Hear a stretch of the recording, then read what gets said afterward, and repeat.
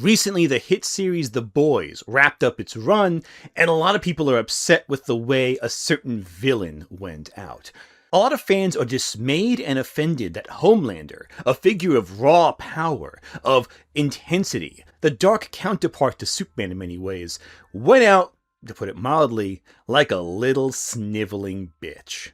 Oh, please suck your dick! And sure, it might be shocking for some people to think that this figure of power might crawl on his knees and beg for his life, might offer them everything from a blowjob to licking the sand off their boots and for a chance of survival. Someone this powerful, this vicious, this vindictive, this ruthless, reduced to this, might seem shocking. But I've seen this before. We've been through this before. Many years ago, there was Death Note, an iconic manga and anime that took the entire fandom online by storm. And at the center of it all was a figure named Light Yagami. Light was a typical high school boy who is given a Death Note, a little notebook that, if you write someone's name in the book, they die. You can choose how they die, when they die, and what about their deaths you so desire, but they die. And this Death Note is given to Light by a Shinigami named Ryuk, who drops it into the mortal world just to see what will happen. And from there, shenanigans ensue. Light uses the book to essentially become god of a new world, where he dictates who dies and who lives.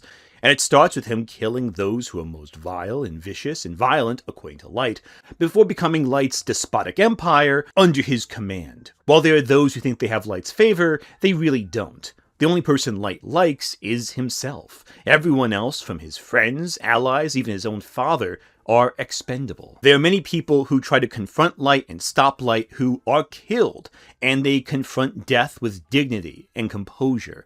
Light becomes a figure known as Kira, and many believe they have Kira's favor, but they don't. No one is valued by Light, not even his own father. Those in the Kira task force who investigate Light are ultimately one by one picked off, or in other words, manipulated by Light. When L, the head of the task force, is killed, he meets death with a knowing smile, as though he got what he wanted in the end, an answer to the riddle, who is Kira? Because in death, he knows. But when it comes to the end of the series, and Light is held accountable for the crimes he committed under the name of Kira, there are two endings. The anime changed the ending so that Light is shot down and ultimately dies of his injuries, meeting death with a similar smile.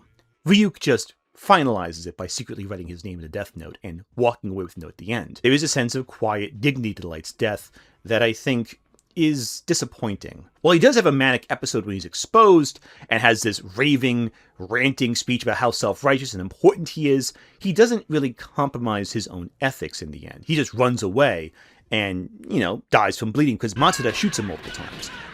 The manga ending, though, is similar, except one key difference. Light doesn't get to run away. Rather, he turns to Ryuk after being subdued and caught and demands that Ryuk write all the task force's names in the Death Note.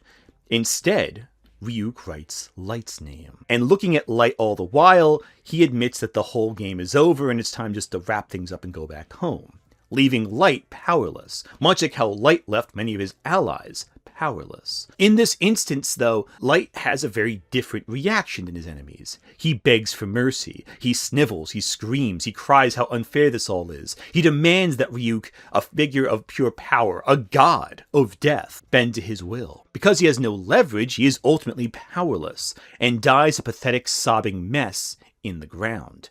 The anime softens this, and I think weakens the show as a result. You need that final death. You need Light to be exposed for a bully coward. Not a hero, not a savior, not a god, but a pathetic little mortal who was given power when he really shouldn't have had it. Everyone else risking death in Death Note ultimately are powerless against Death Note's power, and you get a sense that they are brave for standing up to something insurmountable, standing up to something that you can't understand. Not from their perspective, anyway. Meanwhile, Light has power. Light has used his power to hurt others, and when that's taken away, he has nothing. He's not brave for standing up to the unknown, he's just a coward who was able to fight and persevere and rise only with insurmountable leverage against everyone he encounters. And even then, met his match multiple times with the many detectives who, without any leverage, were able to figure out more about Light than he put down. L figures out where Light is due to his own arrogance, having a broadcast localized in Light's neighborhood over a hunch based on a record of death previously. And as such, Kira gives the game away as to where he is. Because if Light never took L's bait, he would have never have narrowed his location down to the Kanto region of Japan. Light may be powerful, but his weakness is arrogance, and when that arrogance is broken, he has nothing left. Similarly, Homelander is a lot like Kira. He is a figure with insurmountable power, that being a extremely enhanced set of superpowers thanks to some drug-induced abilities. And as such, throughout the series, he's only able to be as powerful as he is by bullying others with his greater power. Without that, everyone around him feels vulnerable to him and are used to existing in an ecosystem where they're not the top dog.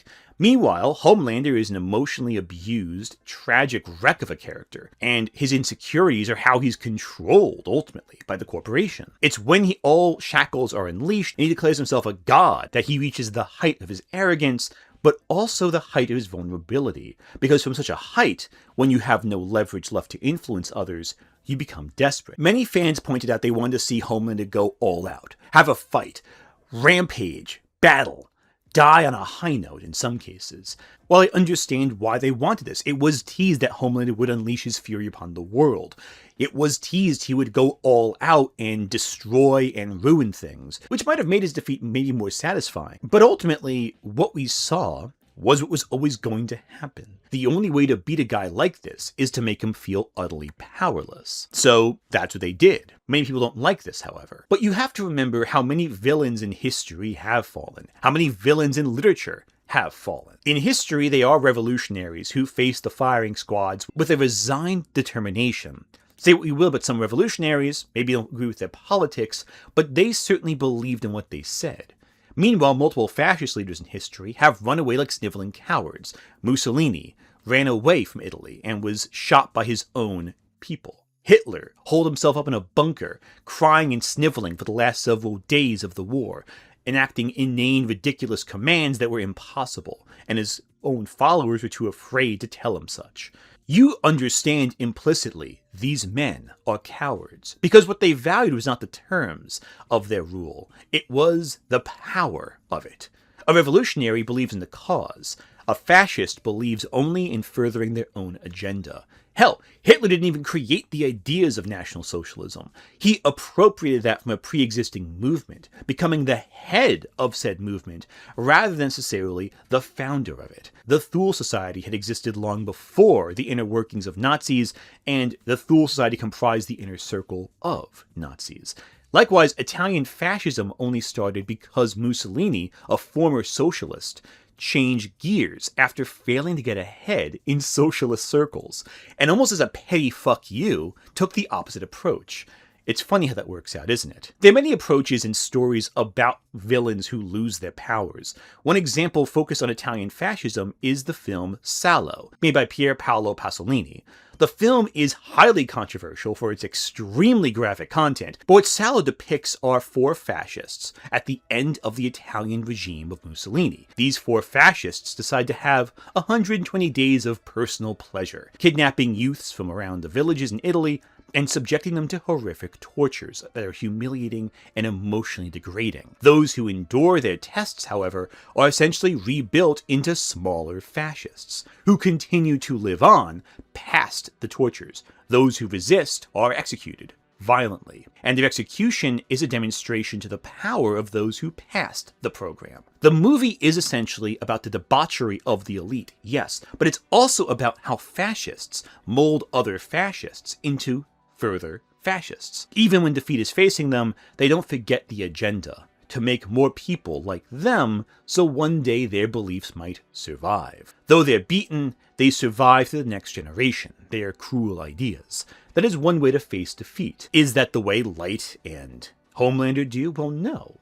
Because ultimately speaking, Homelander and Light are the top. They are on the pinnacle of what they are facing. But many villains do suffer emotional breakdowns. Why is it that these villains are not as rejected as Homelander and Light's deaths are by so many fans? In Avatar: The Last Airbender, Azula is the pinnacle of cold, calculating villainy. She is a meticulous, vile, vicious figure. And yet, in the final episodes of the show, she suffers an emotional breakdown. This is because all of her attempts to gain her father's favor are shown to be kind of pointless. She gets exactly what she wants, but what she wants is undercut by her own father. She becomes the Fire Lord, but then she's given a second-in-command role again. So there's always another level beyond what she wants, and nothing she ever does is ever enough. And that affects her own OCD perfectionism that results in her eventual breakdown. And of course, the trauma of her mother not really loving her. Presumably, her mother seeing her as a monster. That's got to do something to your psyche as a kid. However, that does not make her less dangerous. Unlike Light in Homelander, when Azula breaks down, she is actually more unhinged, more uncontrollable. It's a violent outburst that destroys all around her, and results in a very spectacular final battle that exists as an externalization of the internal conflicts between the various characters, specifically Zuko, Azula, and even Katara to an extent. Seeing the inner workings of those who ruined her life, who destroyed the water tribes, who attacked her villages, seeing how broken and fragmented their own methods of control are upon themselves, that does further characterization and does offer that cool final fight. I think a lot of characters, if they have a final battle, you can forgive cowardice in many ways. Frieza, Gaston, various villains throughout history, they all have that emotional breakdown scene where they beg for mercy. But usually it's accompanied by one last stab in the back. When the Green Goblin in Spider-Man begs for mercy, it's only because he's trying to distract from his own trap. And granted, Spider-Man is able to dodge the Goblin glider coming at him from behind, and it ends up pinning Norman to a wall, but that cowardice is not real. That is the facade. There is always the conniving cruelty within. With Gaston, it's a little different. Gaston is arrogant and cocky until the tide turns against him. He constantly presents an aura of being in control, of being a man. When something falls outside of his control, like Belle not accepting his marriage proposal, he becomes bitter and arrogant and searches for a weak point to force Belle to marry him. And that becomes a cowardly approach where they try to shackle Belle's father to an insane asylum to convince Belle to marry him. And when it turns out the Beast is there and he realizes she has feelings for the Beast, he goes out to murder said Beast, who he humiliates first before trying to kill. And it's only when he's held over a castle wall down a cliff that he begs for mercy. That is really who he is in a nutshell. When powerless, he begs, much like Homelander, much like Light. The only difference is that he never loses his power. He is just made vulnerable once, truly vulnerable. And in the moment that his vulnerability ends, he goes right back to backstabbing, and then dies, a pathetic coward. The cowardice there is the true nature of the character, but there's still a final confrontation. There is still that ability to overtake the adversary. And let's be honest, Gaston was always going to lose to the Beast in a fair fight. He was a weaker figure attacking a much stronger, more monstrous figure. It's only the Beast's sympathies and depression that keep him from fighting back in the first place. I'm so depressed! So there is still that sense of the underdog fighting someone who is out of his league, not realizing he is out of his league due to his own arrogance. There is still that kind of karmic kind of sense. The great rise that Gaston experiences is his social circle. It's not his power level. Meanwhile, someone like Frieza fights until the bitter end, until he is sliced in half by his own attack and begs for mercy only then. This is after, of course, he's exterminated an entire population of Namekians. He has detonated the plant to blow up. He's killed Goku's friend Krillin, he murdered Vegeta, he's maimed Piccolo, he's done all this crap over the course. Oh, and of course, don't forget, destroying Plant Vegeta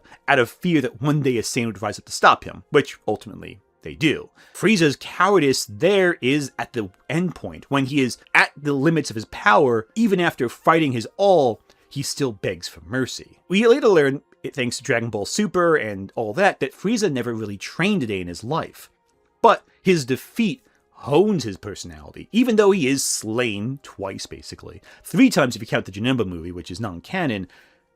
4 if you count Dragon Ball GT, which, I mean, why would you? It's not canon to this either. It seems like defeat has honed Frieza to be more determined, to work harder, to rise above adversity. And this actually helps develop some sense of change in Frieza. He's still a bad guy, but now he's a smarter bad guy. His weaknesses and arrogance are shaved off, which I think make him more effective as a villain. And we do see he is willing to work with Goku on occasion to further his own goals, which again makes him more lethal. We're used to video games as well, where we have a final boss fight, and even if the character does have regrets leading up to that boss fight, the boss fight still continues. Thanks to RPGs, we're used to at least 2 or 3 rounds of final battles and transformations before the fight ends. When Sephiroth fights the heroes in Final Fantasy VII, we encounter him through multiple stages, including one where he's a glorious angel who can blow up solar systems with a few meteorites. But the final battle is just a one-on-one duel with Cloud, one that he initiates, that he welcomes, and as a result, there's a sense of meeting death almost with a smug smile as opposed to anything else. And again, Sephiroth isn't really an arrogant villain. He fully believes in what he wants and what he fights for. He was constructed by Shinra to essentially be a tool, a weapon. And when he realizes the nature of his birth, he rejects Shinra. He is driven and fanatical and determined to become a god. But he is never powerless. Even being slain, he is powerful in death. He knows he can rise again, and that arrogance and confidence continues on, because he's never really beaten. Not really in any sense of the word. He will always be there, present in some capacity. And that ability to always defy death gives the character this almost mythical status. Not all villains, though, are Sephiroth. Even in Final Fantasy, the villain Kuja from Final Fantasy IX, his entire motivation is a breakdown. He perceives himself as perfect and indestructible, but when faced with his own mortality, decides that, well, if he's going to die one day, so will everyone else on the planet. And that breakdown of his is ultimately what makes him so dangerous. Much like Azula, he is uncontrolled. He is a perfectionist, a refined character, who, when faced with mortality, loses it. But his externalized tantrum, essentially, makes him more of a threat. He undermines other villains like Garland in the game, who are more controlled because he's just so out of control. There is that tragedy there. But in all these cases, characters like Azula, Kuja, Frieza, Gaston, Sephiroth, all of them are not seen as pathetic by their audiences. They're seen as complex, interesting. Why is it that Light and Homelander are perceived so differently? Why is Homelander's groveling so different than Gaston's or Frieza's? Well, could it have anything to do with the fact that Frieza and Gaston always had one last move to pull? Could it be that, unlike Gaston and Frieza, Homelander debased himself too much in death? Well, that's interesting, isn't it? There are various villains who, in defeat, do have a moment of psychological breakdown, of resignation, of fear, of terror. The Nazis and Belloc in Raiders of the Lost Ark are powerful figures in the movie, sure, but it's only when meeting God, when the Ark is opened, you see them screaming for their souls. And that terror is hard to really replicate or ignore. But then again, they're facing God. A little bigger than Indiana Jones and a rocket launcher, isn't it? Something bigger than them. In horror, the villains are often fanatics, driven by fear, or murderers of a cruel nature. When characters like Michael Myers or Jason Voorhees are beaten, they very seldom cry or beg for mercy. Characters like Chucky or Freddy Krueger might try negotiating with defeat, whereas a figure like Pinhead may, well, that's harder to say. Hellraiser, I think, has one of my favorite villain defeats of all time. The character Frank, a cruel, sadistic uncle who seeks pleasure beyond the limits of fear and experience, opens up the Cenobites' lament configuration, and in doing so, welcome in evil into their hearts. He is dragged off to a hell dimension where he is tortured to the point where he experiences pleasure and pain all at once, and the whole movie is him trying to escape said prison of terror. At the end of the film, however, he is caught by the Cenobites, with those creatures lured to his location by Kirsty, his niece. It is here where he is dragged off to the new hell dimension with chains and whips and knives, but in his defeat, he grins. Because on some level, though he is humiliated, beaten, broken, and he has failed, he on some level enjoys the chase. A sniveling coward who, while his defeat is grotesque and horrifying, there is that haunting sense that maybe he's not all that beaten in the end. These are discomforting, unquieting moments that leave you feeling very disturbed. The movie Weapons ends with a glorious defeat, by the way. In Weapons, the witch Aunt Gladys uses magical concoctions to first turn her family into slaves, and then lure the children of town to her so she can feed on them to maintain her youth and extended lifespan. She uses magic the whole while to escape death and escape consequences. But ultimately, when the heat gets too hot, she tries running. At the last moment, her own magic's turned against her, and those she's enslaved are turned into mindless attack dogs against her. This results in a beautiful scene where she's running through town where a horde of children are chasing after her. And it's glorious to see this all-powerful figure who was so dangerous and confident and fun to watch be turned into a screaming wreck as she realizes the means of her own powers are now fighting against her. It does result in a very gloriously violent end for her, sure, but there is the sense of upheaval. But the big difference there is Aunt Gladys is depicted as a frail old woman. She is always seen as on the brink of death, living on borrowed time. While she is powerful and confident, we know exactly why she is so confident, because she has employed magical techniques to take advantage of those vulnerable to her. And seeing those techniques specifically used against her, it's satisfying. When we see a villain whose means of power is turned against them, there is always that sense of satisfaction. Like, say, The Princess and the Frog. Dr. Facilier is a witch doctor who uses power given to him by his friends from the other side for incredible might and abilities. He is offering them the souls of whoever he tempts, but in the process, he himself is trying to stave off the payment for his powers.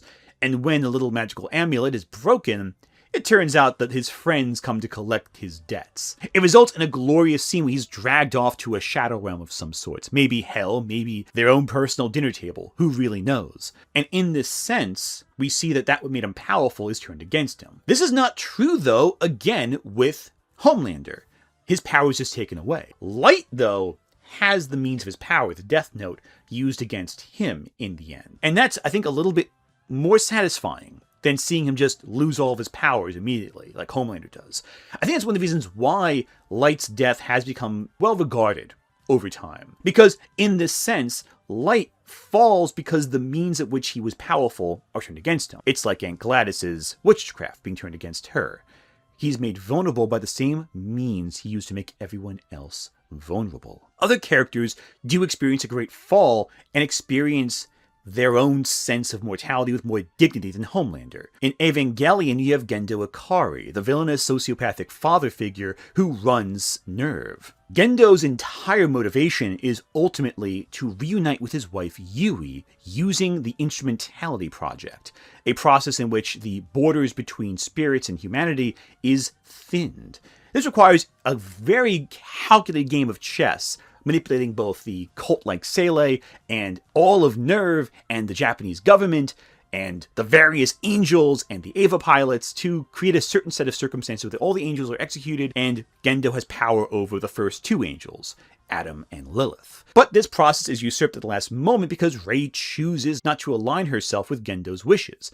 This results in Gendo's arm getting ripped off and him being left powerless in the basement of his own complex. When instrumentality does finally occur, he is collected by it, essentially, and forced to confront those he's hurt over time. We learn Gendo's cool exterior is not a process of psychopathy or anything like that, but rather a result of his own fear of being hurt, of being rejected. Various characters in Evangelion act because they are afraid of getting too close to others. The Hedgehog's dilemma. We want to be with people, but when we're with people, we end up hurting each other. This theme carries into Gendo's arc. He's not all-powerful because he is inherently strong.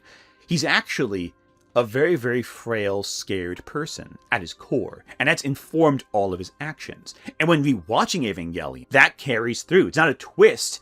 It actually does make sense. There are various scenes where you see Gendo shying away from people. Most notably, when he and Shinji visit Ryui's grave, there is a shot where they both turn away, and it shows a parallel between the two characters. They're both acting in very similar fashions, avoiding social interaction out of fear of being hurt, of admitting fault. Gendo allowed Yui to be close to him, and that one mistake informed every action to follow. He can't handle the pain he felt from losing Yui, So, to fix that pain, he decides to destroy the world to make up for it, essentially, to reunite with his lost love. There's a tragedy there, a Shakespearean tragedy, but when Gendo is confronted with the consequences of his own actions, he doesn't scream or beg for mercy, he just sighs in resignation. It's almost depressing. He asks for forgiveness futilely. He doesn't beg for forgiveness, he just quietly hopes he is forgiven. There's something very tragic about that. Not spectacular, almost disappointing, but deliberately so. I think a character who you can compare Homelander to, though, is from another anime of that era. Akio is the big villain of Revolutionary Girl Utena. Akio is the headmaster of Otori Academy in Utena, and he is essentially this ageless figure who continues through a cycle of his own pain. In order to bring revolution to the world, he maintains control through a cycle of manipulation, where souls are forced to relive the same lives over and over and over again. It's his way of maintaining order as he in the series. His sister Anthe is subjected through torture for his benefit, forced to go through the same cycles of pain, rendered hopeless by time, and ultimately it is Utena who is able to inspire Anthe to change, to break the cycle. She comes back at a later cycle to bring Utena out of this academy, and ultimately bring revolution. The revolution of Revolutionary Girl Utena is the revolution of Anthe's life, convincing her to break the cycles of pain so she might find hope one day. And when she comes back in the adolescence of Utena, she ultimately breaks Otori Academy from its cycle. The students escape, and those who can't are stuck in their own cycles of pain. But Akio is rendered the most pathetic figure. Without Anthe in his life, he is shown to be a fragmented shell of his former self, a man without a key, a man who's locked and trapped. And when he's confronted at the very end of the movie, he is ultimately beaten as they break out of his containment. The vehicle through which change is made, the car through which you can drive to a new destiny with untapped potential, and Utena is that vehicle. In some cases, quite literally, the show is very abstract in that sense, but it is about the cycles of pain that we put ourselves through. And Akio represents how self-destructive that urge to control everything ultimately is. Akio would rather live in a cycle where everything repeats itself than ever explore something new in his life. Ever experience a chance where he's not in complete control of the situation, not creating cycles to manipulate and control those around him. And similarly, Homelander is only powerful when he is in complete control. In many ways, Homelander is a lot like Akio. And again, they are characters who are in similar states of ultimate control, who meet death with more dignity. Another great example of a famous movie death I love is from Day of the Dead. Colonel Rhodes is this military man who's in charge of a military base as the zombie apocalypse renders society completely redundant. And he is stuck there with diminishing crew, facing inevitability. And in desperation, becomes essentially a fascist ruler over this little small spot, where it's only scientists and military guys. And he's ultimately killed by the zombies he detests. First shot by a zombie, which is a funny thing to ever say. Bub's a great zombie in Day of the Dead, before being torn apart.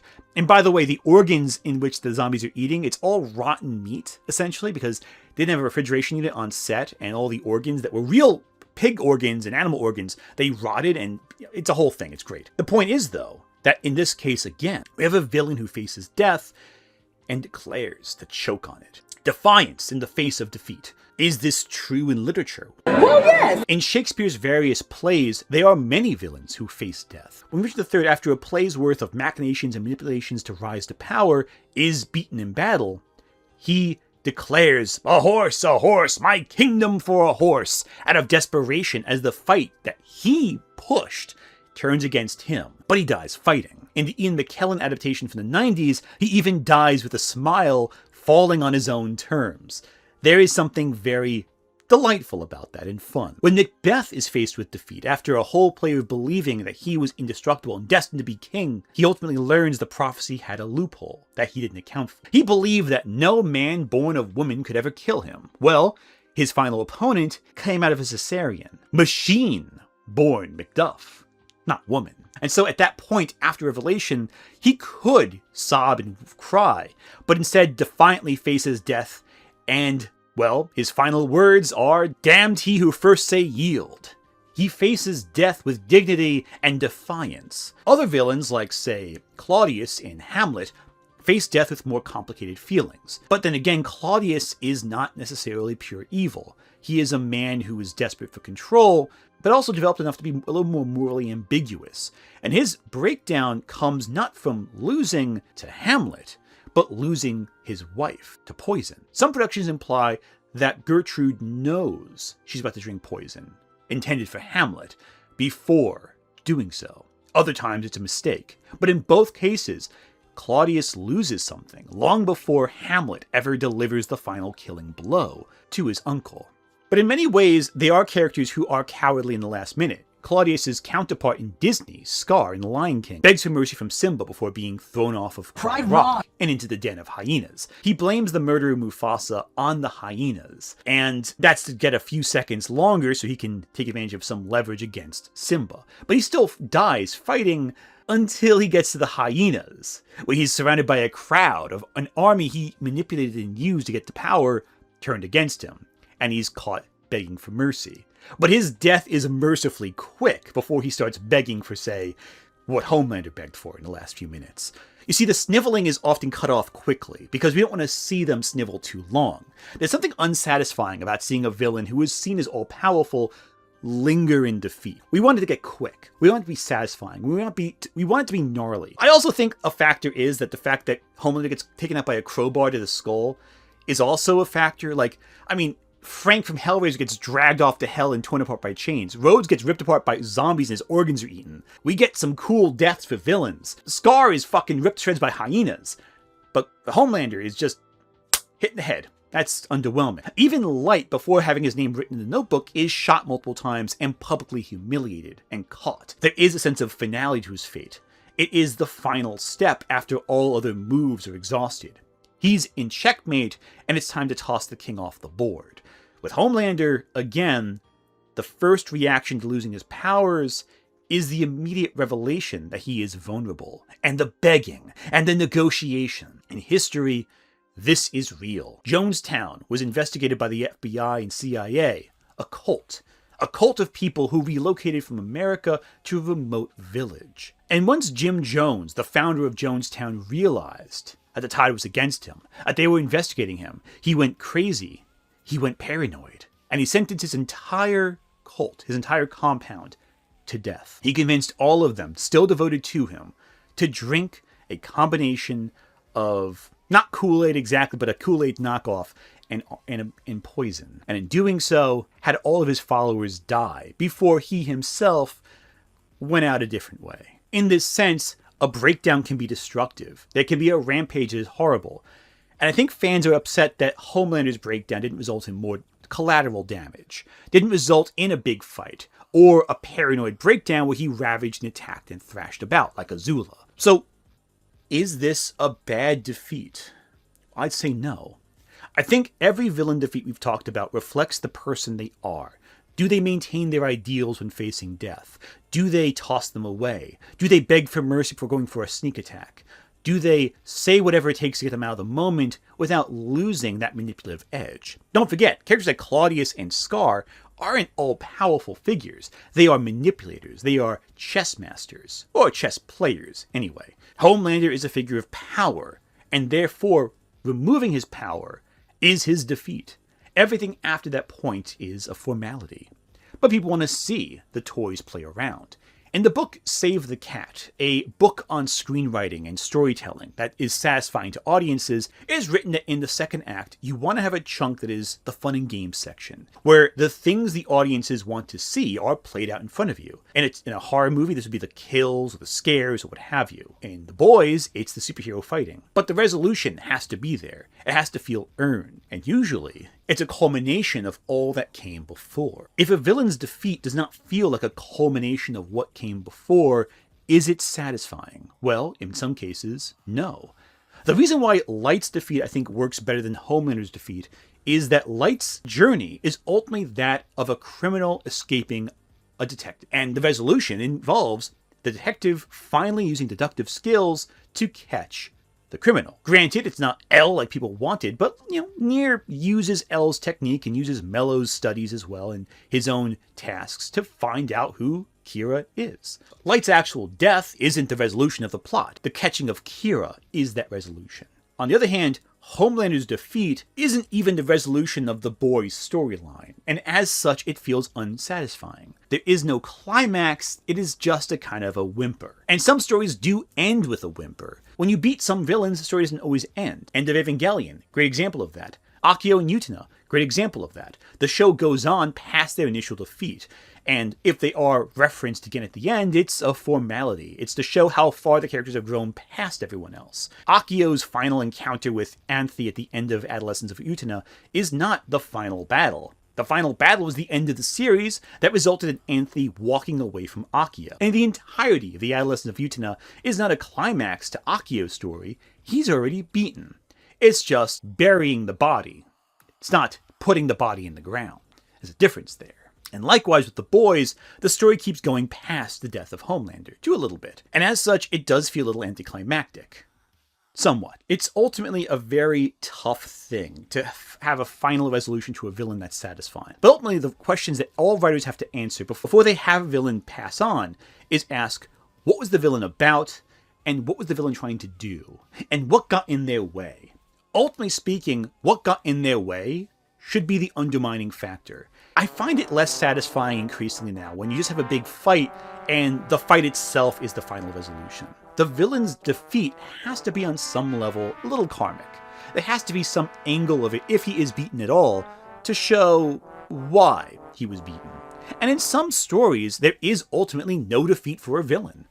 American Psycho is a great example of this, where Patrick Bateman's defeat is his own mind. You see, Patrick Bateman maybe committed a bunch of murders, or maybe imagined all of the murders. But he has a freak out by the end of the film, and basically confesses that he did everything. But no one believes it. Either due to the fact that those he's talking to are so superficial they confuse his victims, people who are just around, walking around in life, or because Pat Bateman's in his own head. There was no crime, maybe, and he just imagined all. Or those around him were so superficial that his confession means nothing. And the defeat, ultimately, is not a defeat of him being caught, but the conquest of his own soul, if there ever was one, to the superficiality of those around him. Yes, he's a monster, but maybe he is in a society filled with monsters.